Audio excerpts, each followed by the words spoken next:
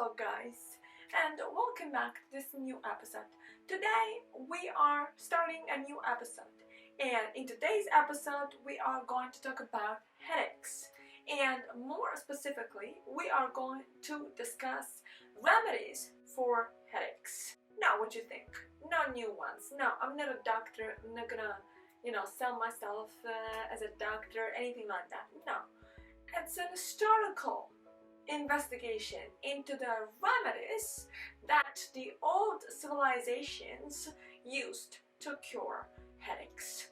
Let's start. Point number one, headaches have had an unknown cause for centuries, right? Before having a clue of what was going on.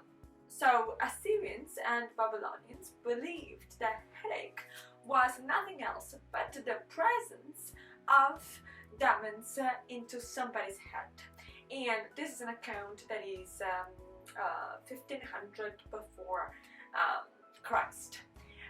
Then we go to Greeks, ancient Greeks, right? And in their mythology, Zeus wants Hephaestus to open up his head because the pain is absurd. And then from that recount, from that episode, we do have the birth of Athena, goddess of war. And Athena gets pulled out exactly from Zeus' head. So we can move on and go to ancient Egyptians. And ancient Egyptians, they had very weird remedies, okay? Very, very weird. So, first, there were magical formulas that were recited so that the headache could go away. Then, if that wasn't enough, we would go to the extent of exorcism, drilling to kick out of the head the so-called malign spirits, and to very imaginative remedies, such as having attached to one's head a crocodile made in clay, in which mouth one would put sacred grain. Now, this is apparently a ritual they had, right?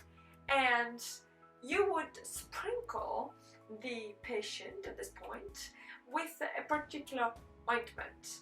Now, one of this ointment was obtained, extracted from the skull of catfish.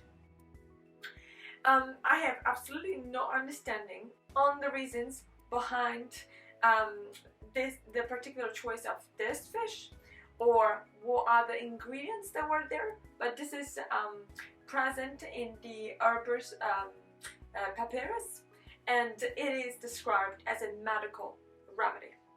So to get to a more scientific account, we have to weigh the ancient Greeks.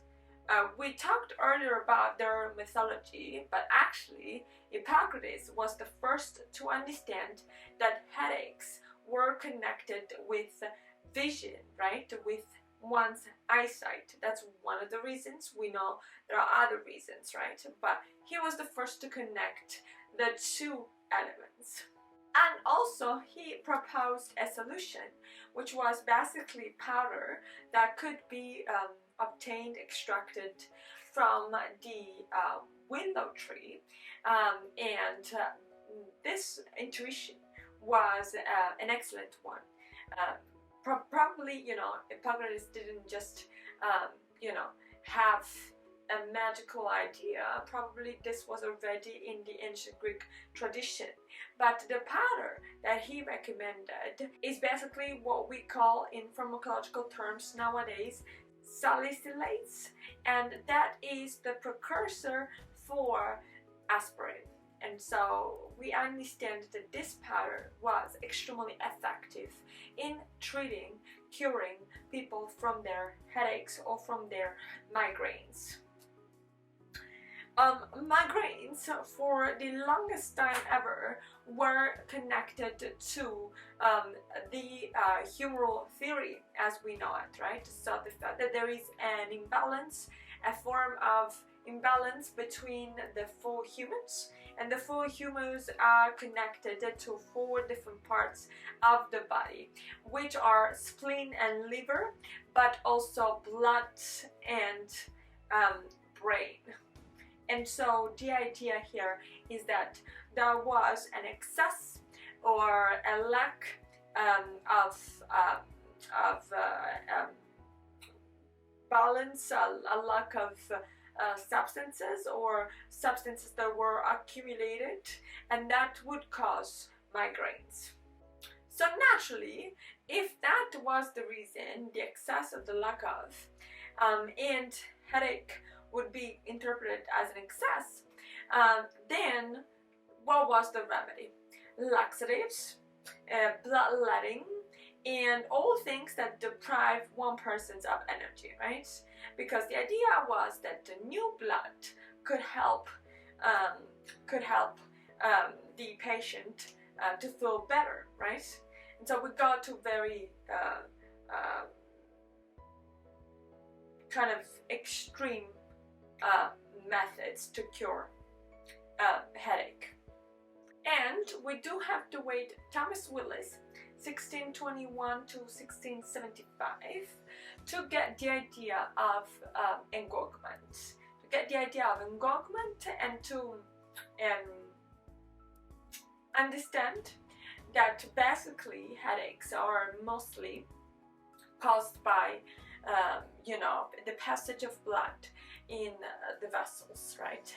And so when there is a situation where it's too hot or too cold, those vessels either enlarge themselves or shrink down, and that causes us to have headache. Unless, of course, there are other reasons, but this is the main predominant cause of why sometimes we get headaches. And they can also be connected to hunger, to nausea, and therefore the instinct of vomiting, and so on and so forth, right?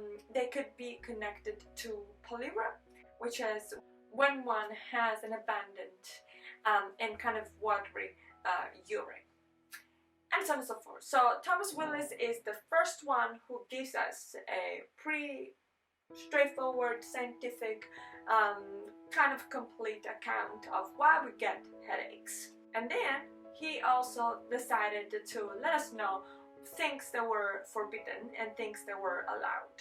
So things that were forbidden were wine, spiced meats, baths, and sexual intercourse.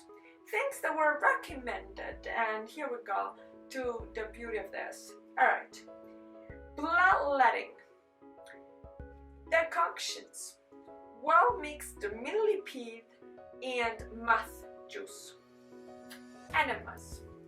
So all things, that could easily bring somebody to a bed for more than a couple of days.